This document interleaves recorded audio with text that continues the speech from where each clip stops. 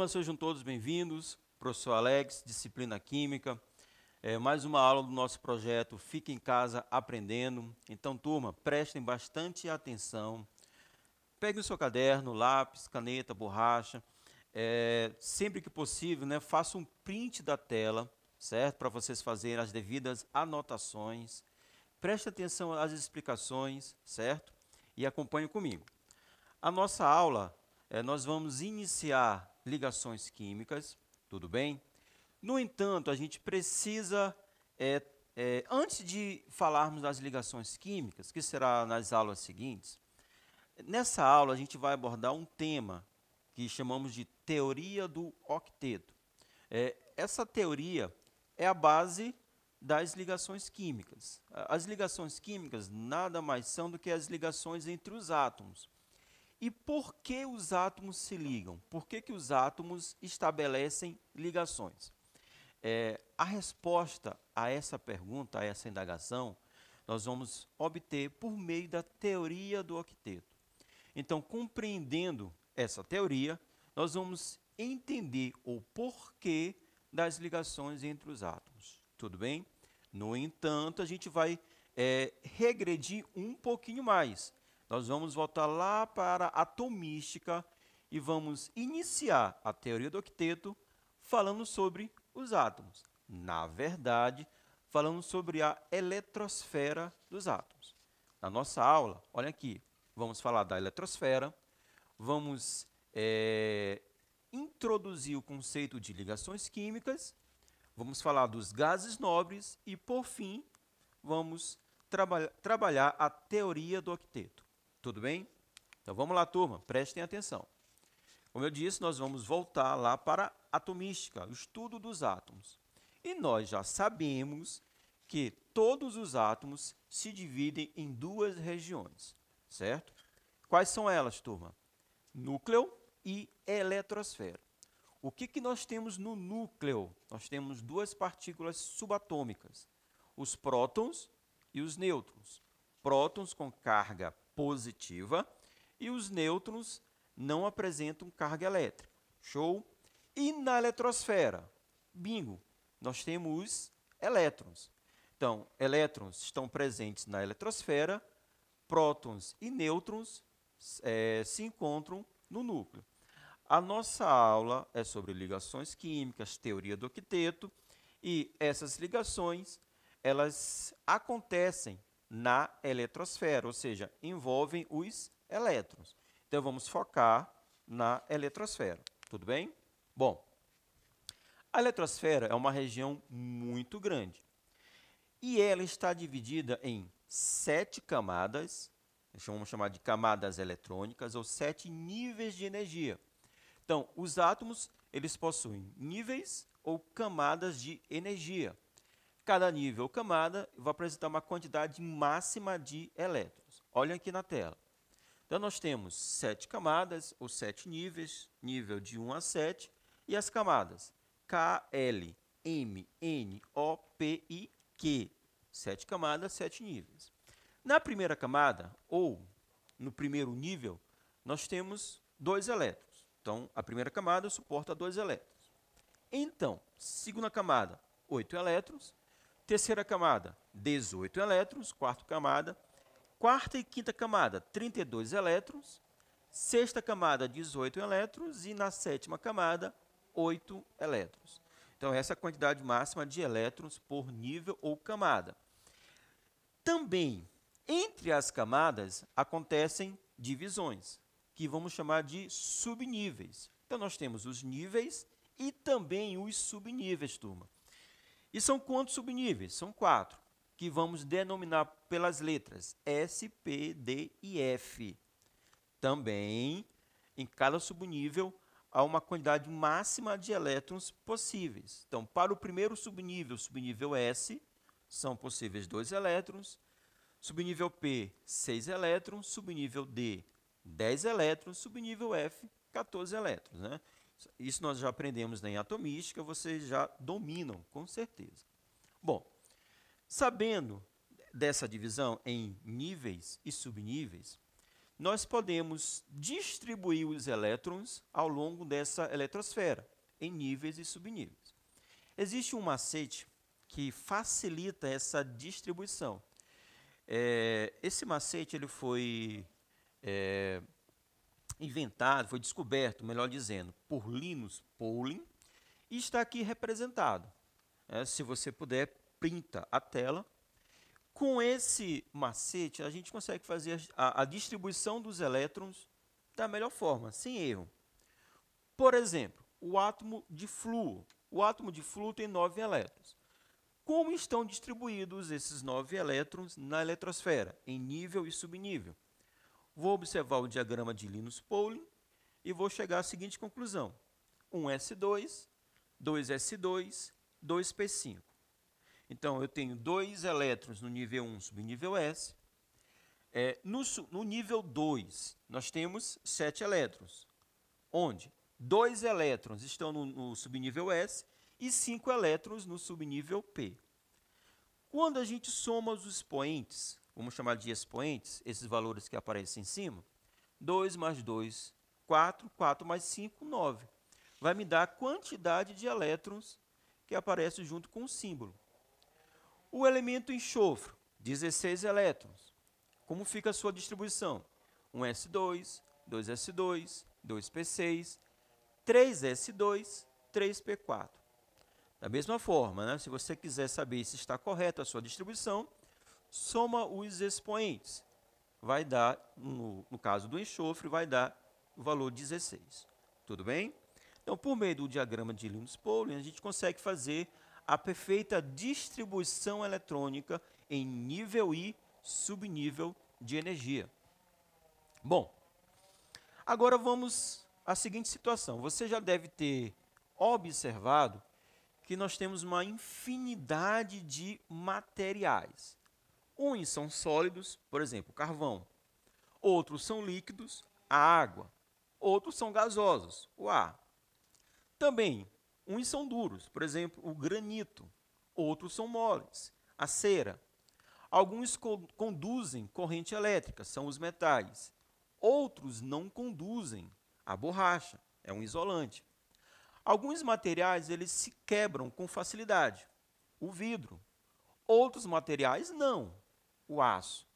Então, nós temos uma infinidade de substâncias com características, propriedades muito diferentes entre si. O porquê dessa diferença? O porquê dessa diferença se dá a como os átomos estabelecem ligações, como os átomos se ligam.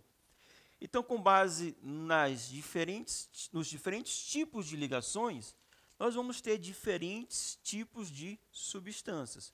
Os resultados eles serão diferentes, com propriedades diferentes. Bom, então nós temos 3 grandes grupos, turma, olha aqui na tela.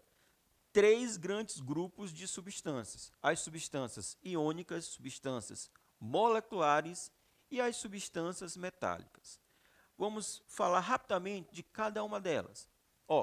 As substâncias iônicas são substâncias que conduzem corrente elétrica no estado líquido, mas não no sólido.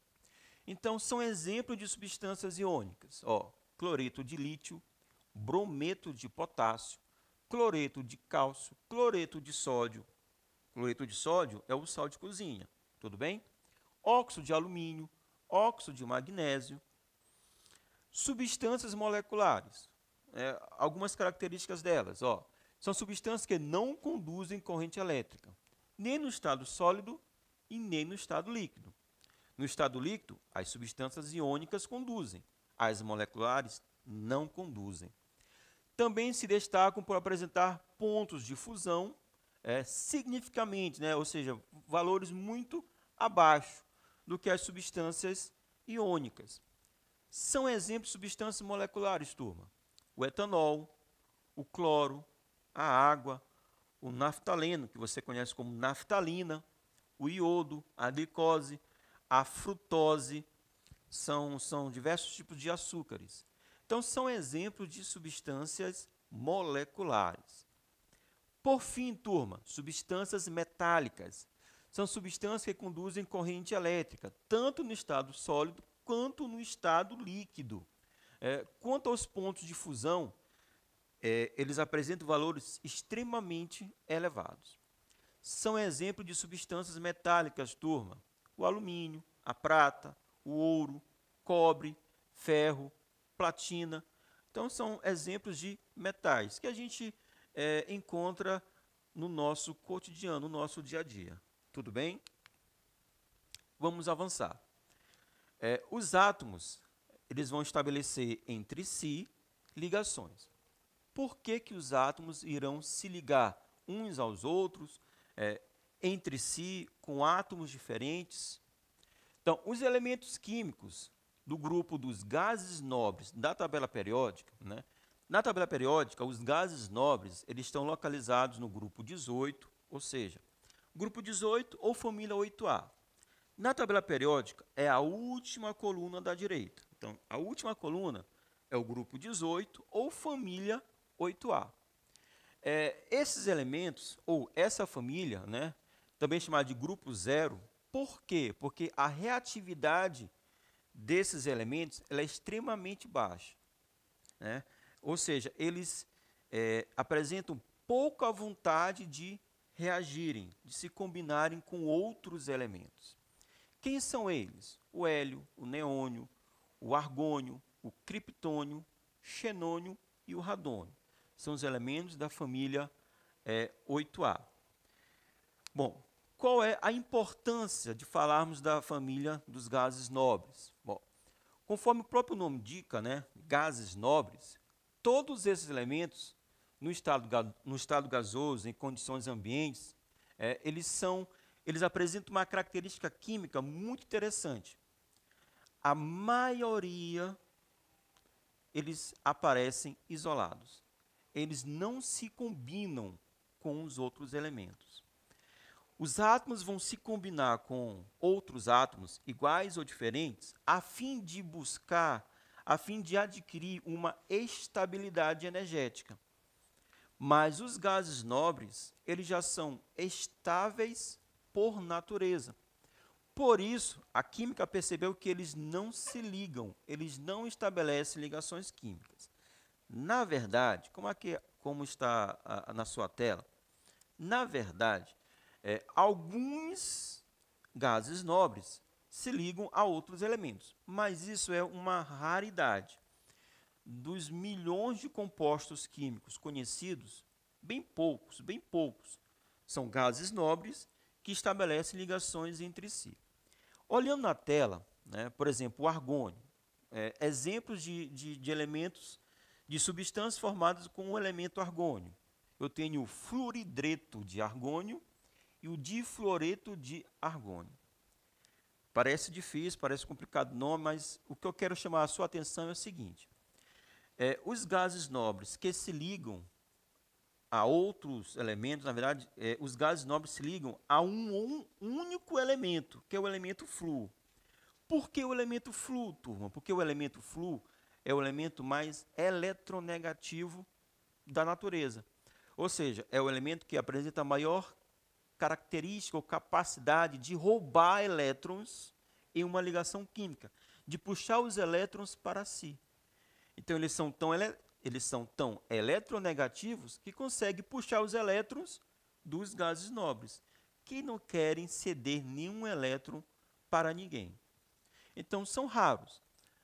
São raros os casos na natureza que nós temos que aparecem os gases nobres ligados a outros elementos. Na maioria dos casos, eles aparecem isolados. Por quê? Porque eles são estáveis. Se dois átomos combinarem entre si, ou seja, eles vão estar estabelecendo uma ligação química. Essa ligação ela vai se dar na camada mais externa dos elementos, ou seja, na última camada. Então, se o átomo apresenta 4 camadas eletrônicas, a ligação química ela vai ser estabelecida nessa última camada, nessa 4ª camada. Show? Bom, essa última camada ela vai apresentar um nome especial. vamos chamar de valência. Então, surgiu a ideia de valência, entendida como a capacidade do átomo de ligar-se a outros. E essa ligação ela vai acontecer onde? Na última camada. Então, chamamos essa última camada de camada de valência. E valência é a capacidade do átomo estabelecer ligações. O hidrogênio ele é monovalente, ou seja, ele executa apenas uma ligação. O oxigênio é bivalente. O que isso quer dizer, turma? Que ele estabelece duas ligações. O nitrogênio ele é trivalente. Então, ele estabelece 3 ligações. Ele executa 3 ligações. O carbono é tetravalente. Isso quer dizer o quê? Isso quer dizer que ele executa, ele estabelece com outros átomos 4 ligações. Tudo bem? Então, valência é a capacidade de combinar-se. E a última camada chamamos de camada de valência. Bom, vamos agora falar da teoria do octeto. Rapidamente, a teoria do octeto, lembra qual número, turma? 8. O que a química percebeu? Né? A química percebeu que os elementos da família 8A, ou seja, os gases nobres, eles apresentam 8 elétrons, grava isso, turma, 8 elétrons na última camada, com uma exceção. No caso, é o gás hélio. Por quê? Porque o hélio só tem uma camada. Né? Só tem uma camada, subnível S. O S, vocês sabem, só suporta 2 elétrons. Então, o hélio, a sua camada, fica completa com 2 elétrons. Já os outros gases nobres, a sua última camada ela fica completa com 8 elétrons nessa camada. E somente os gases nobres, apresentam essa característica de ter a última camada completa. Então, os outros átomos vão usar os gases nobres como um espelho. Então, eles vão estabelecer ligações para poder adquirir 8 elétrons na última camada. Que esses 8 elétrons, turma, vai gerar a estabilidade para os gases nobres. Por que os gases nobres são estáveis? Porque eles apresentam 8 elétrons na última camada. A sua última camada está completa. Show? Bom, com exceção do hélio, como foi dito, constatamos que os átomos dos gases nobres, eles apresentam sempre 8 elétrons na sua última camada, que é a camada de valência. Lembra disso? É o que nós chamamos de teoria do octeto. Então, os átomos eles vão perder, ganhar ou compartilhar os elétrons da última camada, os elétrons da camada de valência, a fim de adquirir 8 elétrons na última camada e, assim, obedecer à regra ou teoria do octeto, que diz que o átomo ele é estável quando possui 8 elétrons na sua última camada, ou 2 se apresentar apenas uma camada. Show? Vamos fechar com essa distribuição desses átomos. O sódio, observem aqui, ele só tem um elétron na última camada. Então, o que vai acontecer com o sódio? Ele deve perder esse único elétron. Quando ele perde esse único elétron, ele vai ficar com a última camada, que passa a ser a segunda, com 8 elétrons. Ficará estável. O enxofre, acompanha aqui na tela, turma. Ele apresenta na sua última camada, a terceira, 6 elétrons. O átomo é estável com 8. Então, para o enxofre, é mais fácil ele ganhar 2 elétrons. E aí ganha 2, fica com a última camada completa. O silício, observe a distribuição. Ele possui apenas 4 elétrons na última camada. Então, para o silício, ele pode compartilhar, ele pode ganhar 4 elétrons, como também ele pode perder 4 elétrons. Para quê? Para poder ficar com 8 elétrons na última camada. E assim, obedecer à regra do octeto. Show de bola? Vamos recapitular, turma. O átomo estabelece ligações químicas para poder adquirir estabilidade. E como chegar a essa estabilidade? com 8 elétrons na última camada, ou 2 se ele tiver apenas uma camada. É o início e vamos falar muito mais sobre as ligações químicas. Obrigado e até a próxima.